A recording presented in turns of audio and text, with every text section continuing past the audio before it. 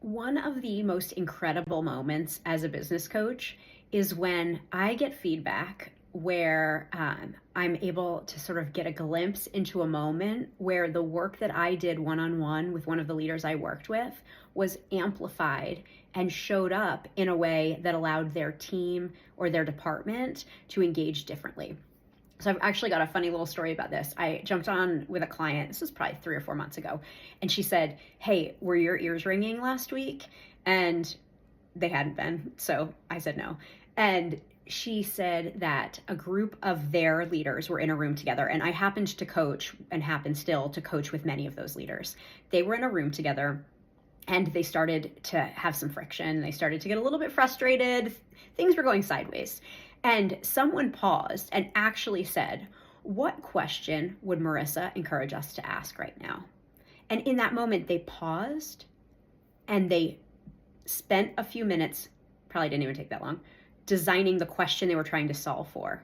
And all of a sudden in that moment, the whole room shifted because everyone was able to agree on the question they were trying to solve for. And then, of course, they were putting techniques that we've worked on together in place to start to outline and develop what they needed to in order to decide what they agree on and what they don't agree on. And of course, at that moment, instead of it being a room of filled, that's a little dramatic, it was probably 4 or 5 leaders, but a room filled with leaders who were disagreeing, it was a group of leaders who had agreed on one thing, the question, then they moved on to see what else they agreed on, and then they were able to talk about what they didn't agree on, and they were able to put some action in place to solve for it.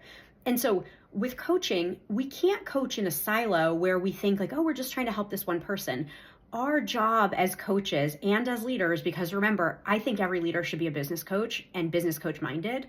So as business coaches, it's our job and sort of our greatest responsibility, that's cheesy, but let's just say it, and our greatest responsibility to help teach the person we're sitting with one-on-one, and then also give them the tools and resources so that they can take what we're teaching them and they can amplify it out to their team.